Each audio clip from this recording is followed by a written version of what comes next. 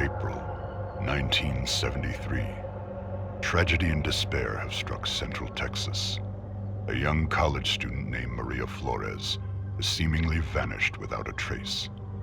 She was last seen near the town of Newt more than 2 weeks ago, but with no physical evidence, the investigation has stalled. With few leads and even less hope, Maria's younger sister Ana Flores and a group of her closest friends set out to find their missing loved one. But any grief or sadness caused by Maria's disappearance would pale in comparison to the agony and despair they would soon discover. What awaited this group of youths was a nightmare beyond belief. The events surrounding Maria's disappearance would be just one of the many bizarre crimes later known as the Texas Chainsaw Massacre.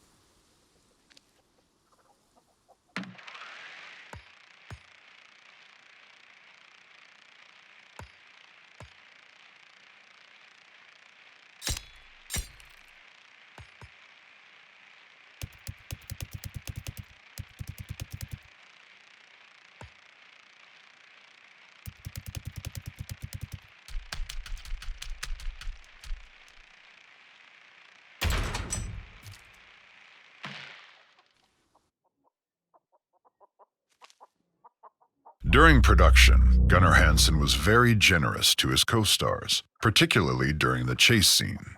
There was a shot where Sally, Marilyn Burns, was supposed to get her hair caught in a bush, but breaks herself free before Leatherface can catch her. When they shot the scene, though, Burns didn't run off as scripted. Hansen originally thought that she wanted to linger in front of the camera a bit for her close-up. Instead of going in for the kill, Hansen began using the chainsaw to trim the bush to give Burns more time. He later discovered that his assumption about why she stopped was completely wrong. Her hair had actually been caught in the brush and she could not get free. Burns recalled to Hansen, "Oh God, I thought you were going to really hurt me. When we were in the mesquite bushes and my hair was getting caught, well, you couldn't see through your stupid mask and I don't know if that was a trick or not. But I was told you couldn't see, and you couldn't see where you were going. So I had to hurry and get out of there fast. I'm thinking, he's really going to get me. Plus, you were damn scary."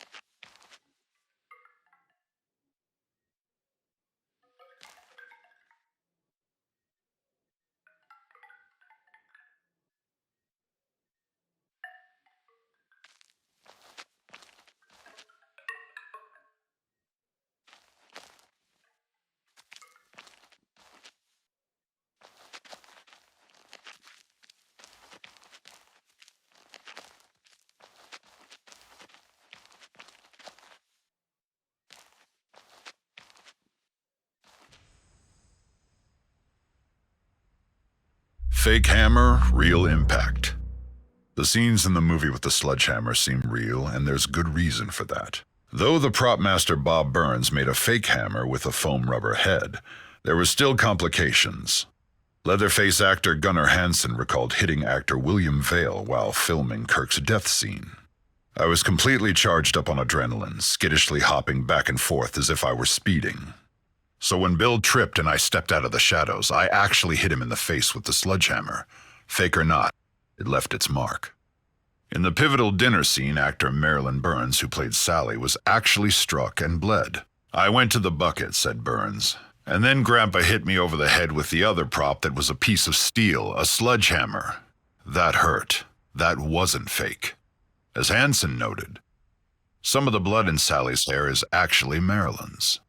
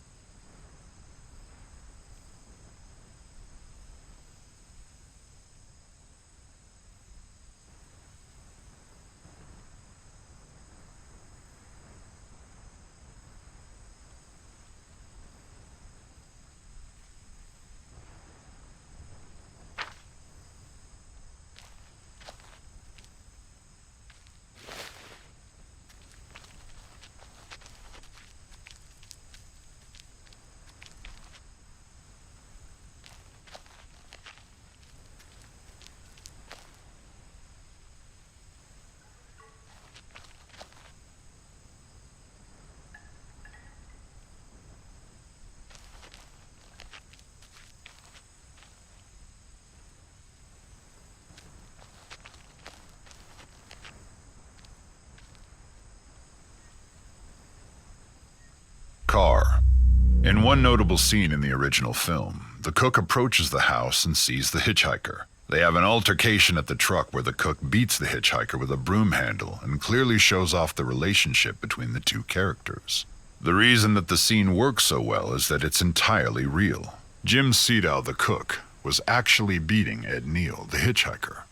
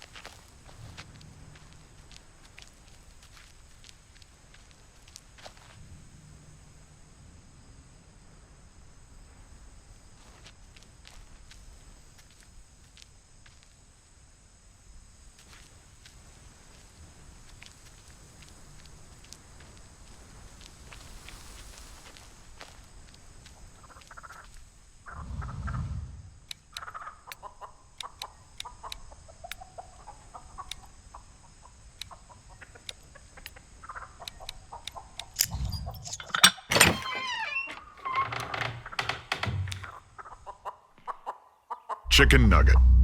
The game's composer, Ross Tregenza, used real chickens for the audio for Nugget. He luckily had a close friend and fellow composer that owned a farm with several chickens. The name Nugget was born from brand strategy lead Matthew Zepp. The name is a nod to the longtime nickname of his nephew.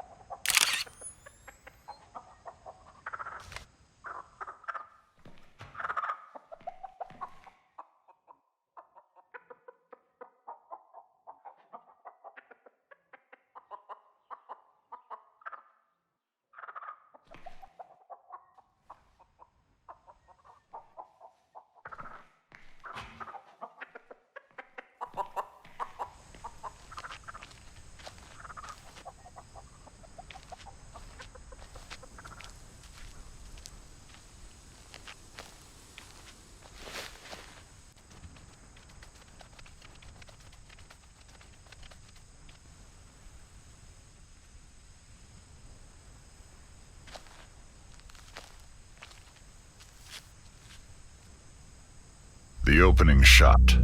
The armadillo in the opening shot of the film was an actual armadillo that production designer Robert Burns found on the side of the road and taxidermied himself. According to Robert Burns, the original script called for a shot of a dead dog on the side of the road, and then the camera would pan to the green van. After further thought, Tobe Hooper felt a dog was too domesticated to show in that light and deemed it too horrible for audiences. This is when an armadillo was decided to be their best bet, as it fit as a symbol for Texas. Robert Burns then found a dead armadillo on the side of the road and took it home himself to taxidermy the animal. This is how the opening shot of the film was born.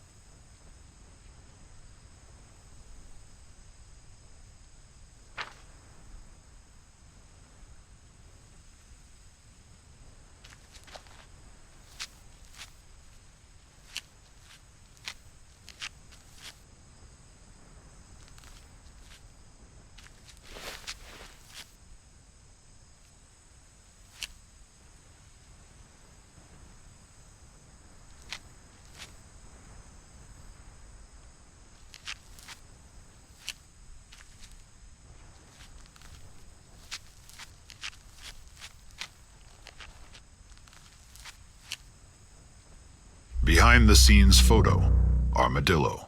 The crew at Gun Interactive were able to recreate the film's opening shot of an armadillo. When executive producer Ismael Vicens and brand strategy lead Matthew Zepp started their long drive back from one of their production trips to Texas, they noticed a dead armadillo on the side of the road. They quickly pulled off to the side of the road, dodging traffic at highway speeds, and snapped as many pictures as they could. They knew that this was completely unsafe, but they just couldn't pass up on the opportunity to get this shot.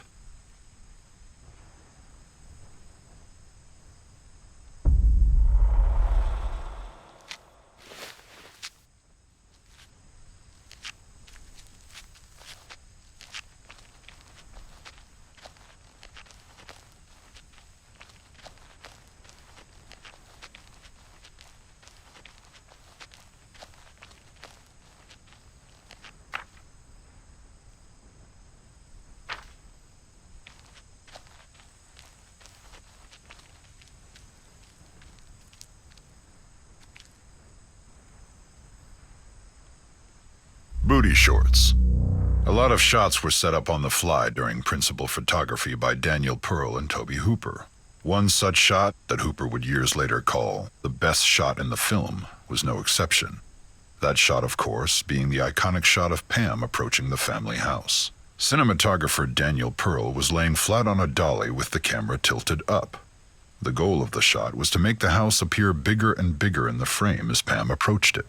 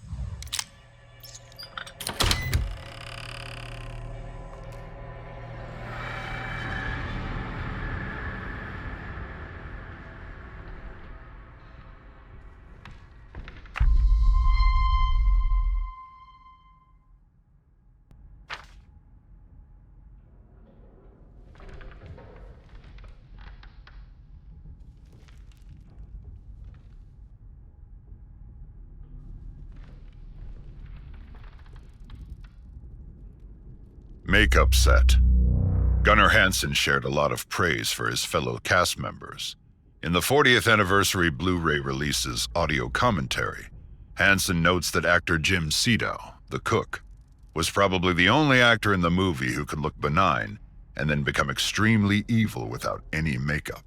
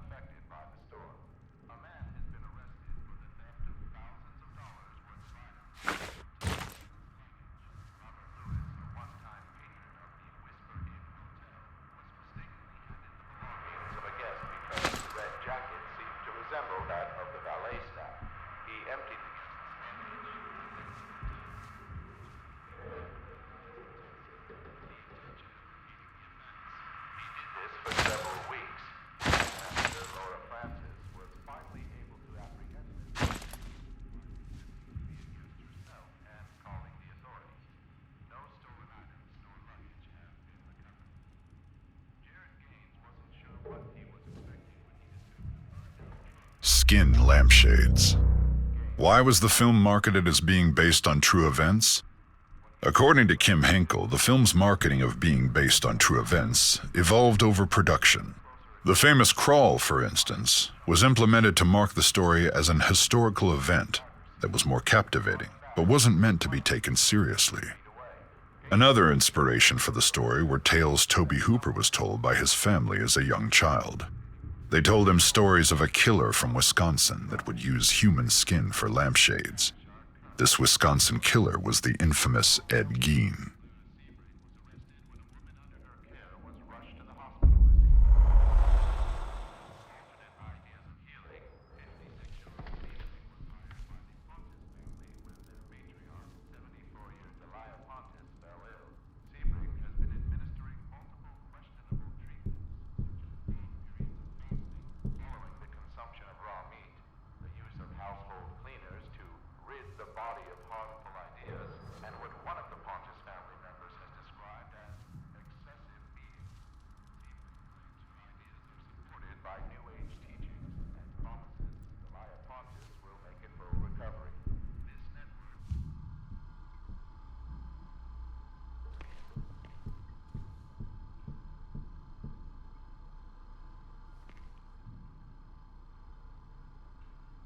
He really cut her. According to Gunnar Hansen, he really cut Marilyn Burns' finger in the infamous grandpa feeding scene. The prop knife, designed to pump out fake blood, wouldn't work after several takes. Finally, when no one was looking, Gunnar Hansen removed the tape from the knife that made it dull and really cut Marilyn's finger. Knowing this, that would mean that actor John Dugan, Grandpa, sucked on the actual blood of Marilyn Burns.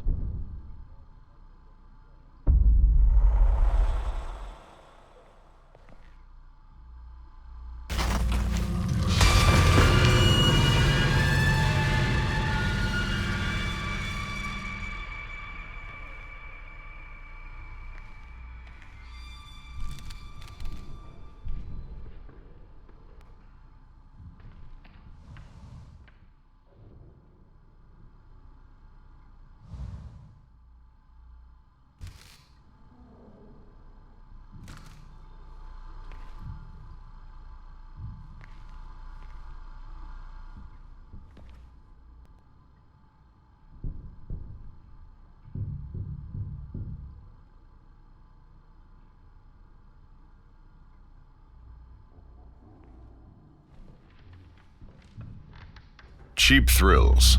Screenwriter Kim Henkel has said that one of the reasons he and Tobe Hooper wanted to make a horror film was their limited budget. If you have relatively little money, what are your possibilities?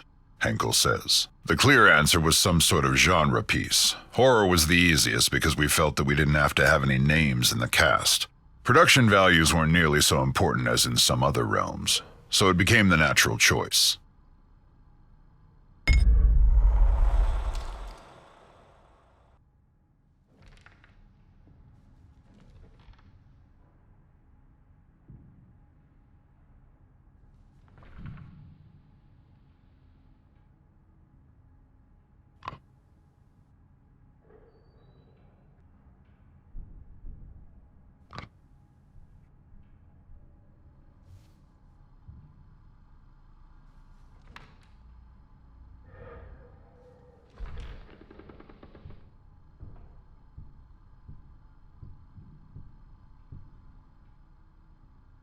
Possible titles. The Texas Chainsaw Massacre wasn't the first or even second title of the film. The first two working titles were Head Cheese and Leatherface. Head Cheese was the first working title of the film, though, for most of principal photography. Leatherface was the working title until late into production when it was finally given the official title of The Texas Chainsaw Massacre. Kim Henkel and Tobe Hooper intended for the title to be spelled Chainsaw. But once the press were sent information on the film, and when the original poster was produced, the spelling got twisted into chainsaw.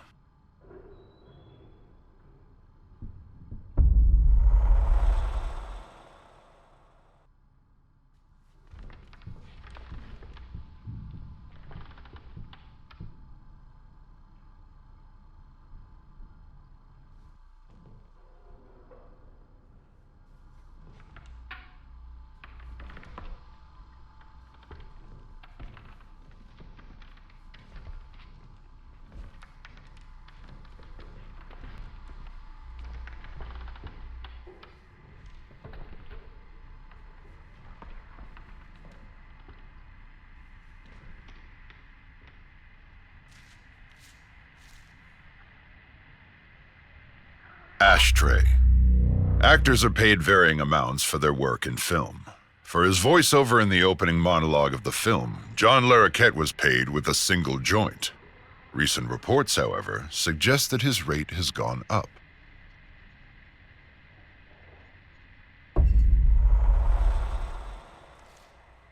Friend of Leatherface.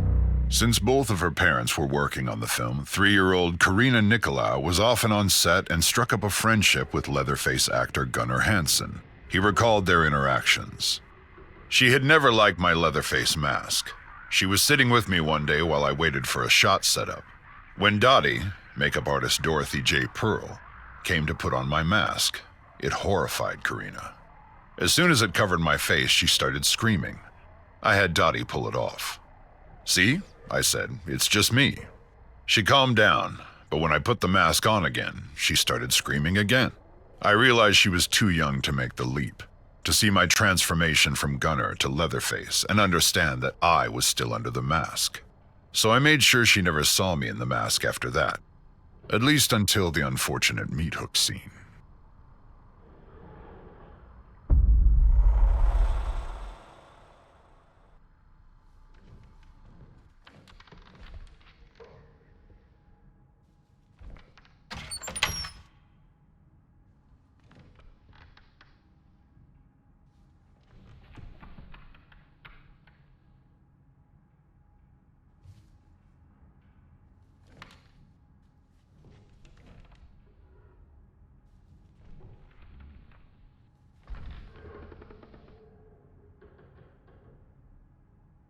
Scaring a child. In the original movie shoot, the caterer, Sally Nicolau, was married to the location sound recordist, Ted Nicolau. The day they shot the meat hook scenes, Sally brought their then 3-year-old daughter, Karina, to set when she was delivering lunch. Unfortunately, little Karina saw Terry McMinn, Pam, on the meat hook and began crying and screaming. Her father recalled, "I was in the living room while we were shooting that scene, and she came running in and skidded to a stop and just went completely white, started screaming and crying, and went running out of the house."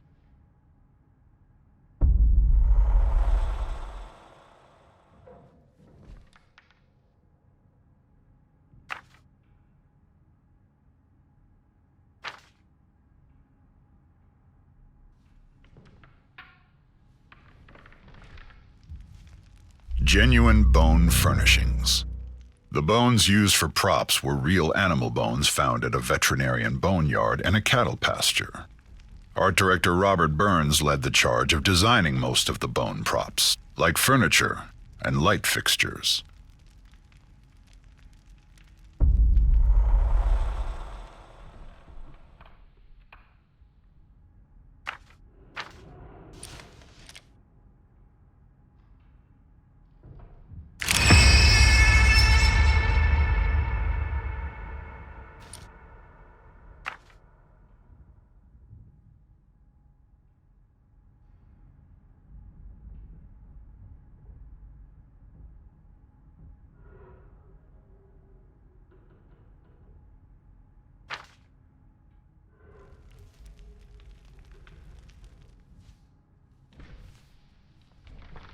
Curtain.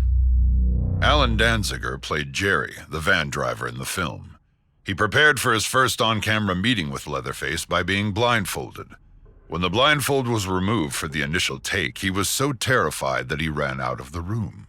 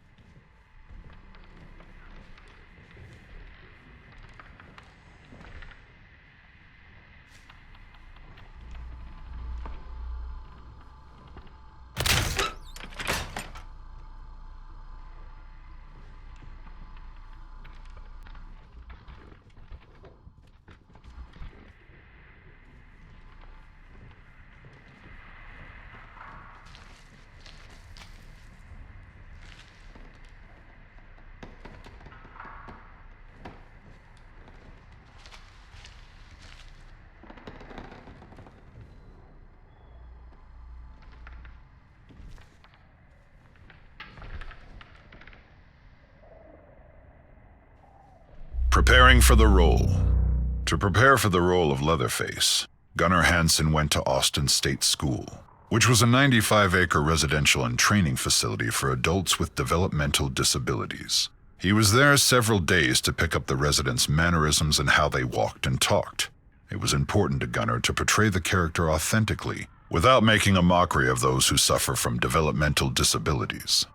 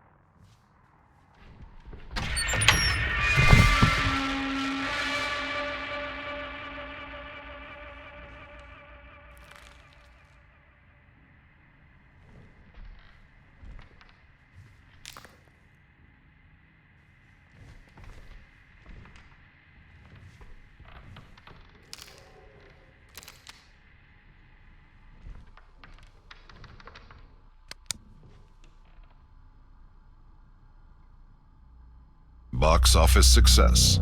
The Texas Chainsaw Massacre grossed over $30 million at the box office in North America and sold over 16 million tickets. With inflation, the film would have made over $150 million in box office earnings today.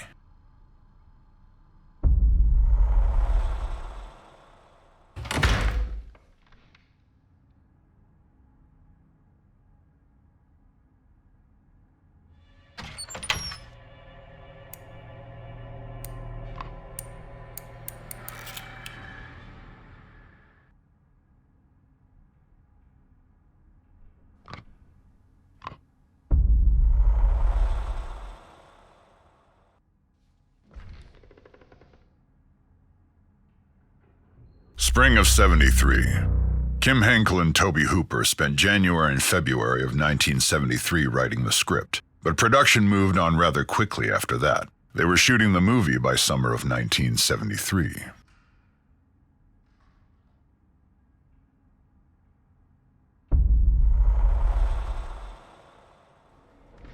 Production manager Ron Bozeman would go on to work on another film that featured cannibalism.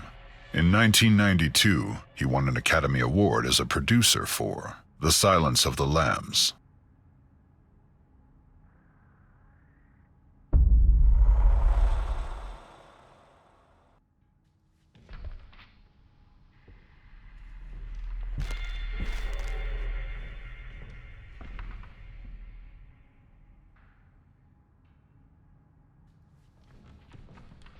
Box office success.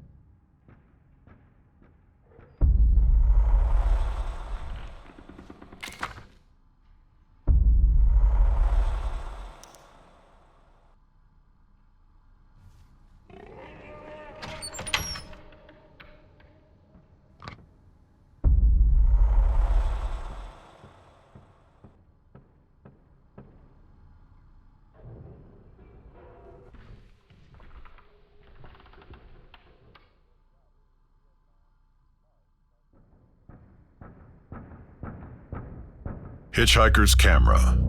The make and model of the Hitchhiker's camera is a Polaroid automatic 230 land camera. It was manufactured and distributed from 1967 to 1969. This camera previously belonged to Maria Flores. The hitchhiker stole it after she was stalked and kidnapped by Johnny.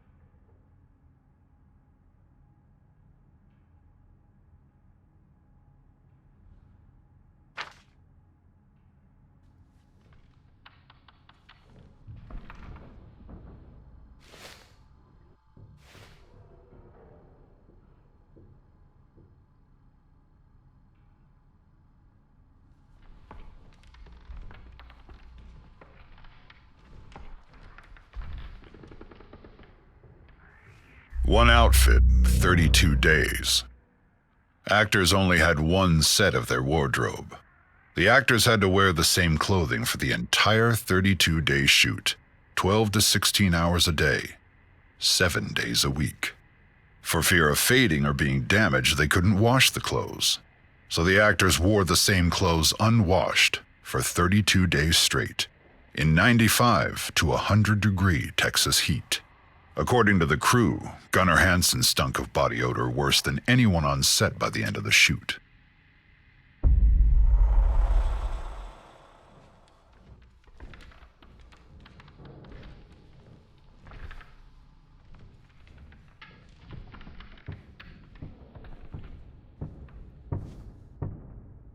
No living animals were harmed. Initially, art director Robert Burns wanted set pieces of real dead cats and dogs. The crew acquired dead animal carcasses from a veterinarian and actually tried to embalm them with formaldehyde. Makeup artist and production assistant Dorothy Pearl, at the time the wife of the film's cinematographer Daniel Pearl, was injecting a dead animal with formaldehyde when she accidentally injected into her own leg through the animal. Toby Hooper then ordered that the dead animal carcasses had to be thrown out. The crew poured gasoline to cremate them, but the stench from the smoke from the bonfire started to make its way into the family house and added to an already foul stench set.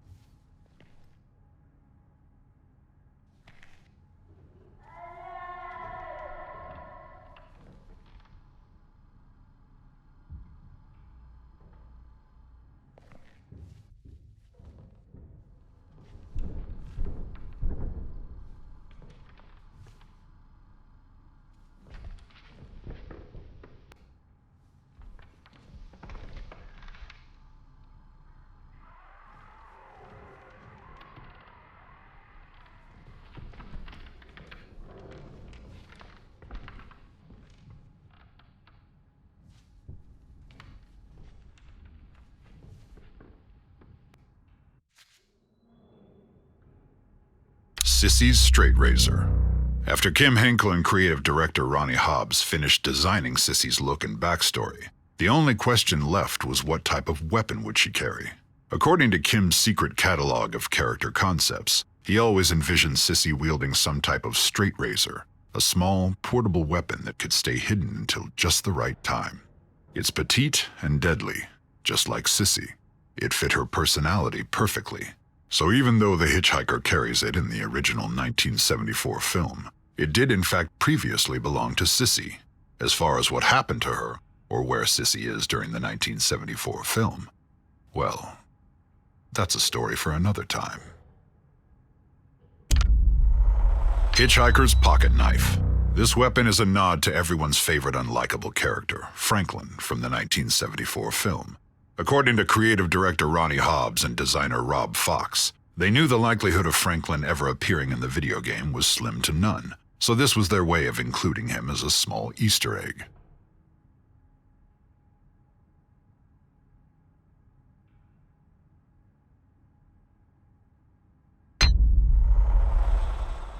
Jim Sedow's toughest scene to get right was the broomstick clubbing at the gas station. Since the prop was an actual wooden broom handle, he was afraid of hurting his fellow actor in the scene. After several takes of it looking fake, Sedow really struck his fellow actor in the final take. It was an exhausting shoot for everyone, but Marilyn Burns had it as bad as anyone on set. She did several takes of diving through the doorway of the gas station, and each time she would land knee first on the hard concrete floor, so many times that the floor tore up and severely bruised her knees.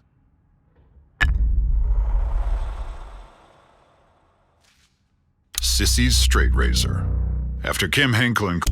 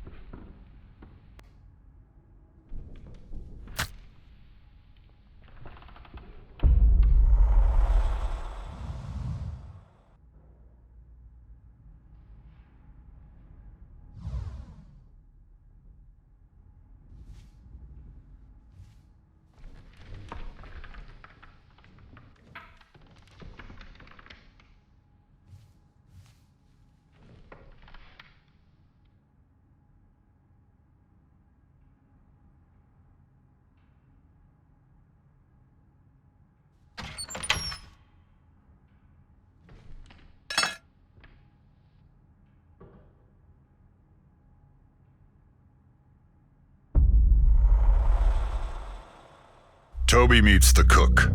Director Tobe Hooper offered the part of the old man, the cook, to Jim Sedow after they worked together in the 1971 film The Wind Splitter. They were both a part of the cast in said film.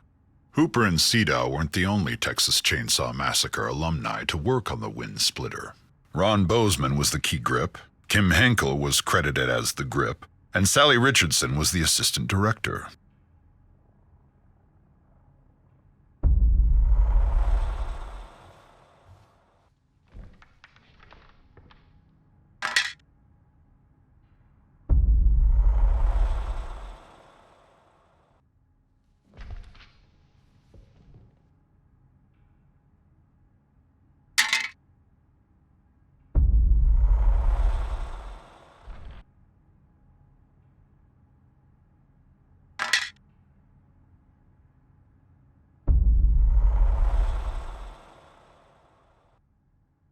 News of the day.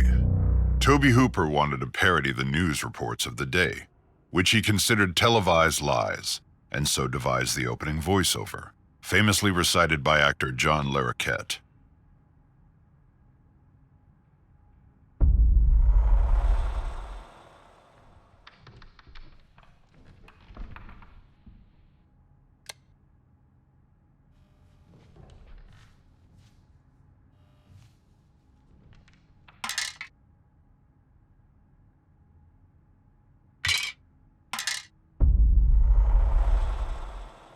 Family name. The family has gone by several surnames throughout the course of the franchise. However, their original surname is Slaughter. Though never spoken in the movie, it can be seen in faint letters on the sign above the gas station, W.E. Slaughter Barbecue. According to Gunnar Hansen, art director Bob Burns made the sign. He said that Toby and Kim were mighty proud of coming up with We Slaughter.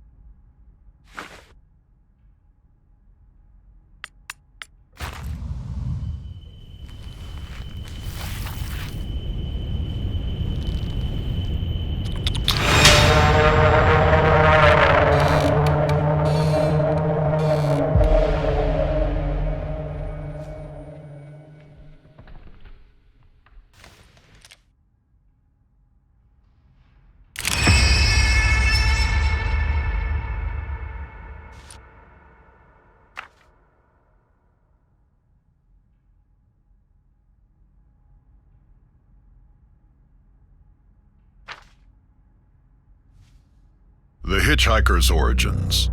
According to actor Edwin Neal, he based his performance of the hitchhiker on his nephew, who suffered from paranoid schizophrenia.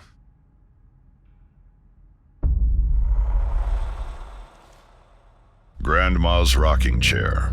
The remains of the mummified grandma, or even any mention of grandma, was not in the original script. Art director Bob Burns added her into the set to show that there were women in the family's history.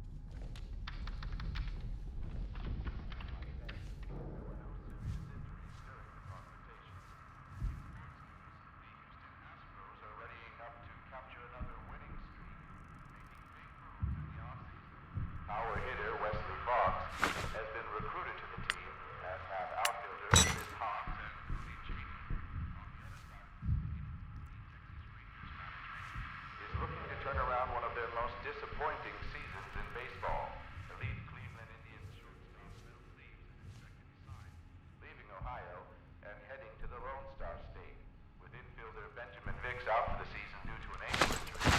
Fans are hopeful that new Raj Mathis will be able to fill those shoes. These new and seasoned athletes should make for a great year of baseball. Last year's 3A Texas High School football state champions, the Uvalde Coyotes, received a visit from Governor Briscoe last year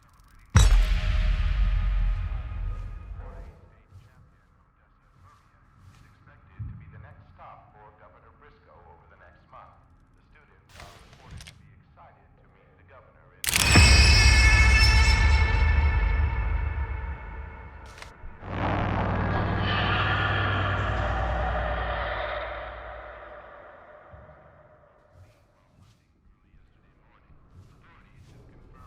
approximately the same location where two females were discovered last June.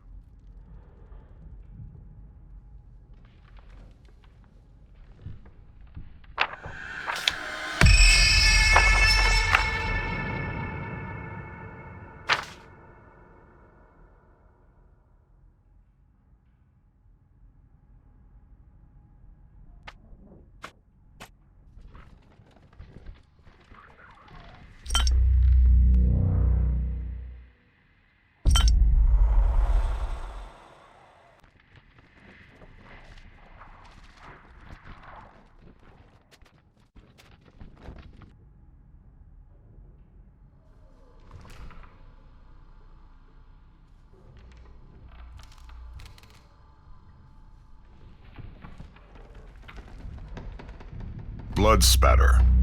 One of the reasons that blood and gore are limited in the film is because Tobe Hooper and Kim Henkel felt that fear and intensity were more important. According to screenwriter Kim Henkel, he and Tobe Hooper reached out to the MPAA to discuss the guidelines to avoid getting slapped with an X rating. Apparently, the investors of the film were terrified that the film would get an X rating, so all these thoughts were front of mind during production. Ultimately, Hooper and Henkel's original vision of inflicting fear and intensity with the gore and blood implied worked to the film's benefit and made a bigger impact.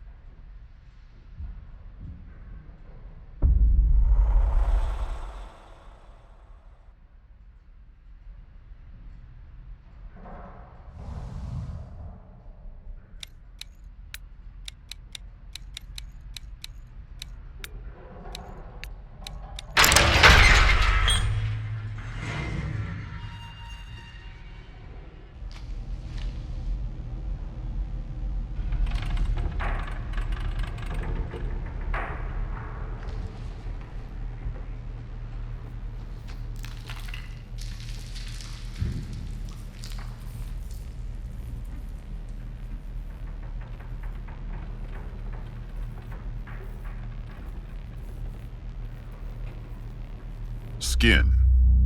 The practical effects of Leatherface's skin mask proved a difficult challenge for Bob Burns, the art director for the film.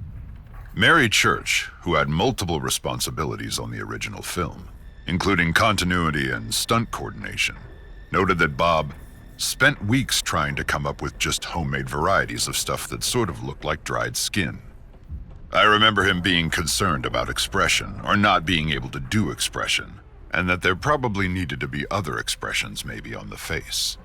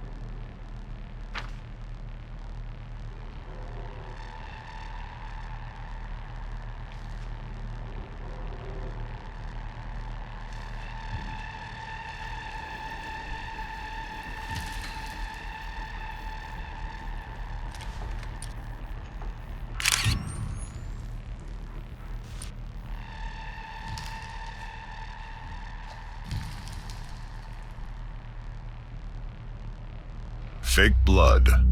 The blood splatter effect on Leatherface's apron during the Franklin death scene required corn syrup, food coloring, and a lot of spitting. Makeup artist Dorothy Dottie Pearl, director Tobe Hooper, and even boom operator Wayne Bell knelt by Franklin during the shooting. As Leatherface slashed, the three took mouthfuls of blood and spit it at him. "For me, this was just a delight," said Bell. "I care nothing about horror movies, but this was pretty playful."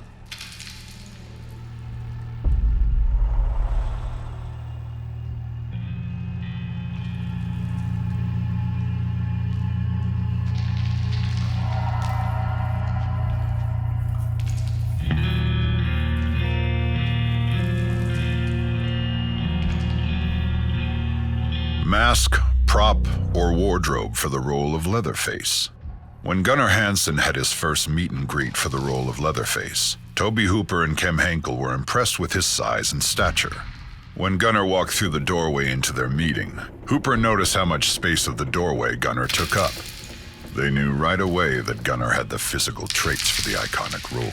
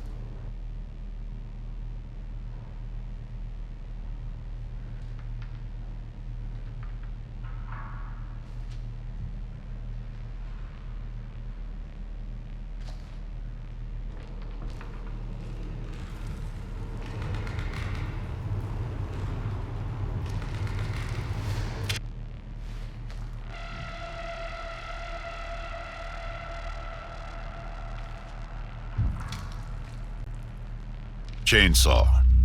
Gun Interactive digitally scanned an original chainsaw model that was used in the 1974 film, and then made the necessary adjustments to ensure it was as accurate as possible to what was seen on film nearly 50 years ago.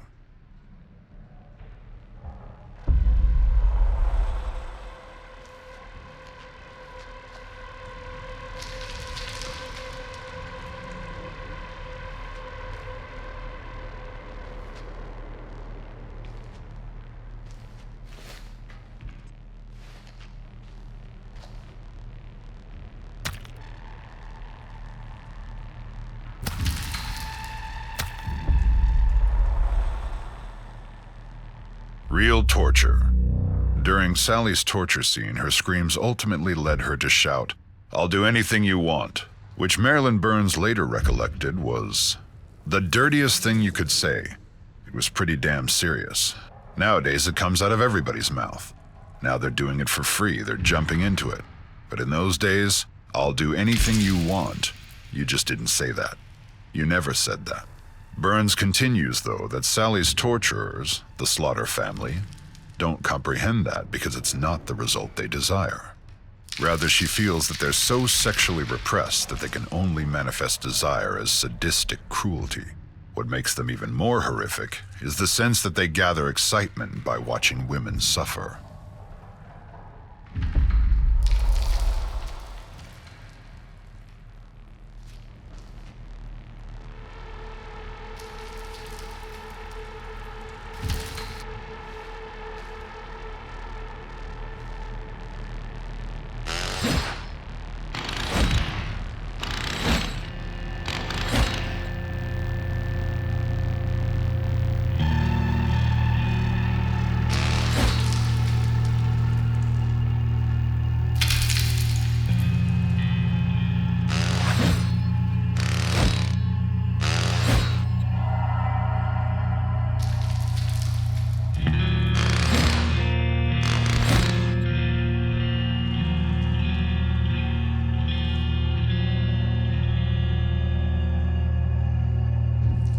Banned in the UK. The film was banned in over 10 countries, including Great Britain and Germany. The Texas Chainsaw Massacre managed to have screenings in London, England in late 1974, but by February of 1975, the BBFC decided to ban the film, as they were uncomfortable about the threats toward the film's climax and the explicit use of abnormal psychology, and refused to even give the film an X rating. In 1982, the former Prime Minister of England, Margaret Thatcher, along with socially conservative activist Mary Whitehouse, formed the Video Nasties, which led to the banning of several horror films in the United Kingdom. Additionally, in the early years of Prime Cable, channels like HBO refused to air the Texas Chainsaw Massacre. Many cable channels avoided the film at all costs.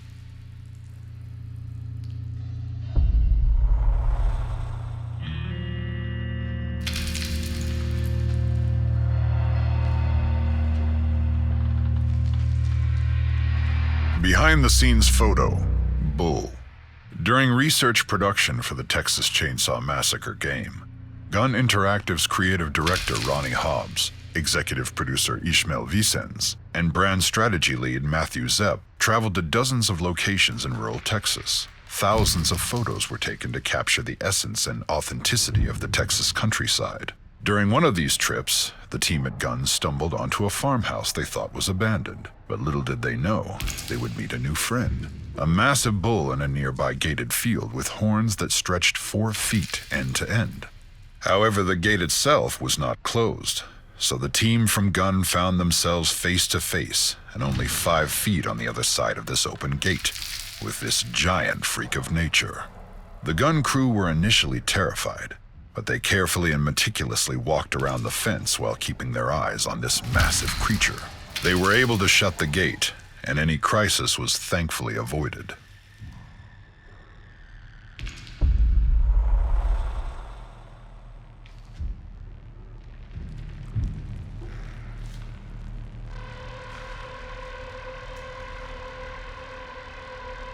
Real torture.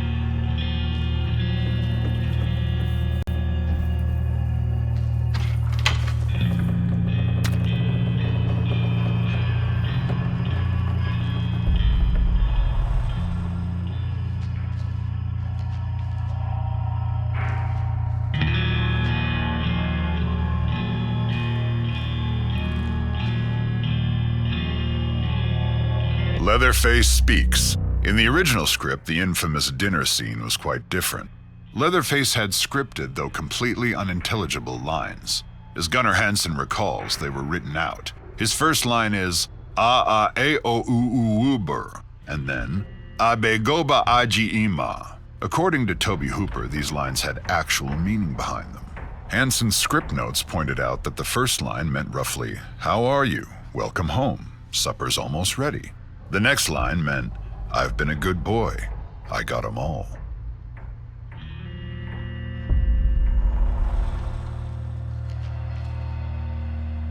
Masks.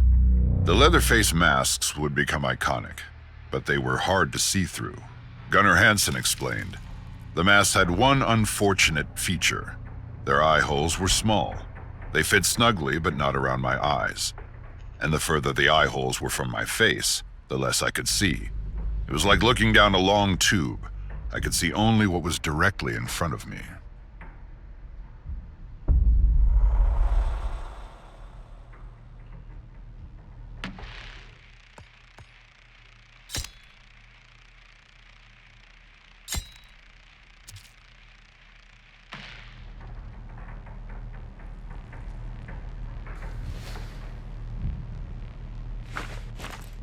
Masks.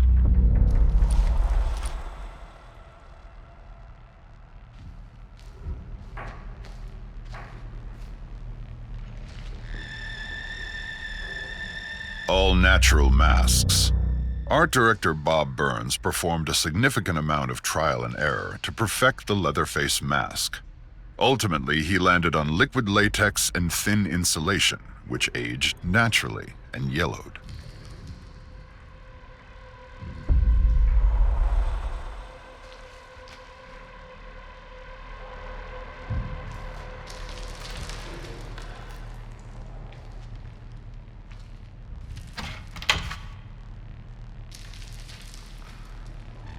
Playing with fire. Early on during filming, Gunnar Hansen asked Tobe Hooper, "How are we going to shoot the scene where I get chainsawed in the leg?" Tobe Hooper replied, "I don't know, but don't worry about it because it's the last shot of the movie." For the climactic ending of the film, the crew wrapped a metal sheet around Gunnar Hansen's leg with a stake taped to it, and a blood bag taped on top of that. Originally, he thought it was a crew member who would run the chainsaw cutting into Gunnar's leg. But Gunnar insisted he would do it himself for fear of the crew member accidentally sawing his leg. The saw didn't have its actual teeth attached to it, so they had to make modifications to the saw itself. At first, Gunnar thought he had sawed his leg, but his leg did become badly burned from sawing into the metal plate that was protecting it.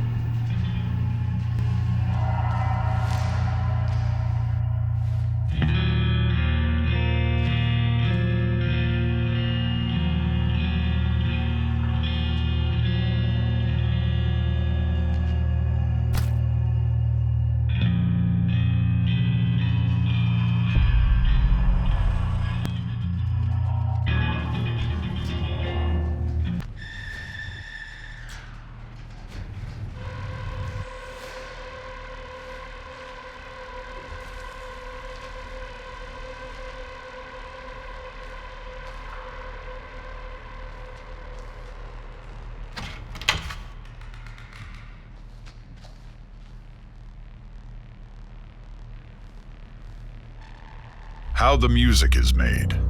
Numerous instruments used by Wayne Bell to create the music were children's musical toys.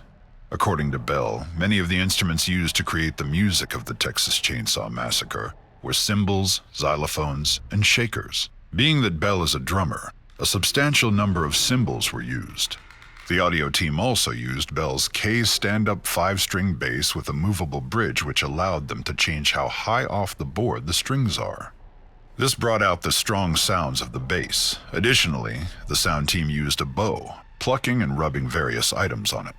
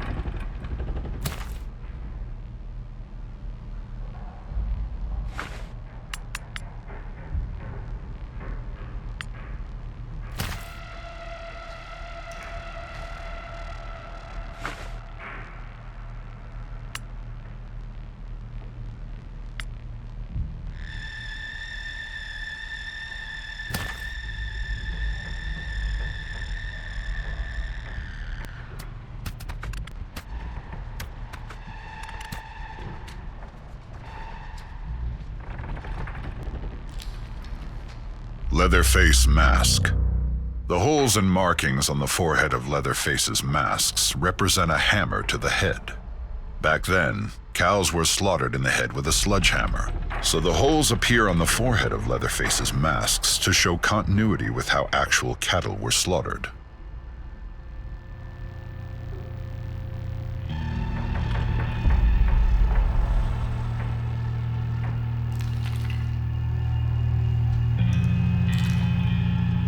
Tobe Hooper found novel ways to introduce drama into his picture. According to lead Marilyn Burns, Sally, Hooper would gossip around the set to create animosity between her and Paul Partain, who played Franklin. Toby would come up and tell me that Paul said something about me. Then Toby was going to Paul saying Marilyn said something about you, getting us really upset with each other. So we're doing this scene that didn't require any acting at all. I was ready to kill him.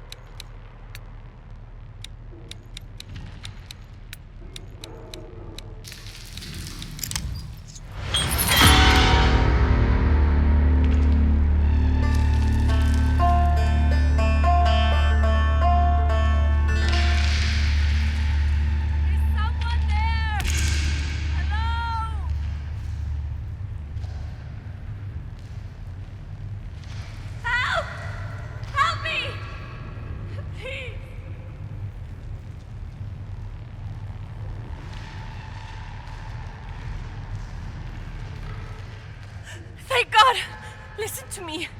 My name is Maria. Maria Flores. Please, find a way to get me out of here. I'm begging you. I don't want to die. Please.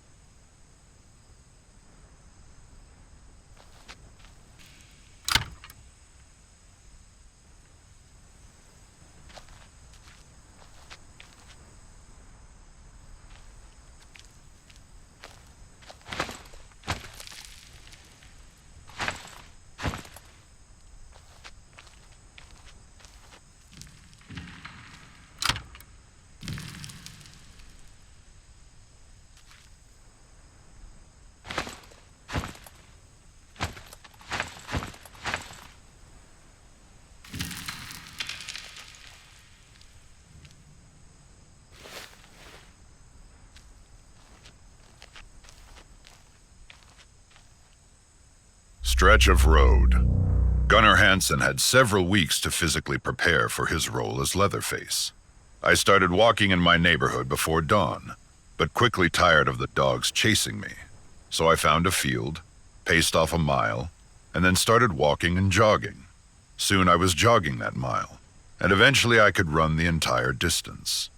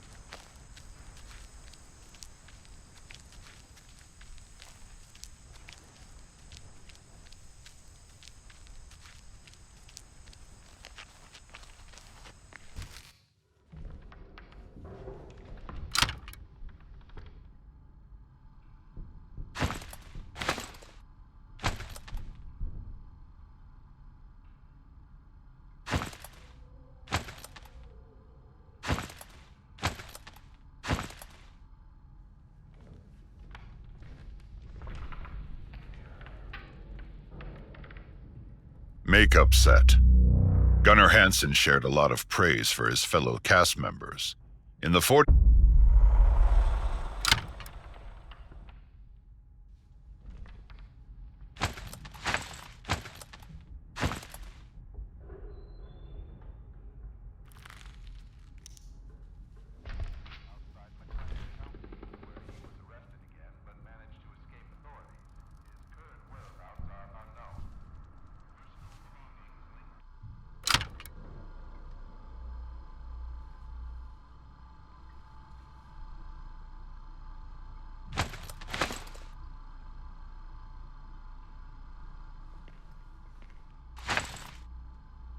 Kim and Toby before Texas. Kim Henkel and Toby Hooper met during the filming of Hooper's 1969 film Eggshells. 4 years later, they would go on to create the production company Vortex Inc. and co-create the Texas Chainsaw Massacre. Another Texas Chainsaw actor was also part of the Eggshells cast. Alan Danziger, better known as Jerry to Chainsaw fans, co-starred in the earlier film.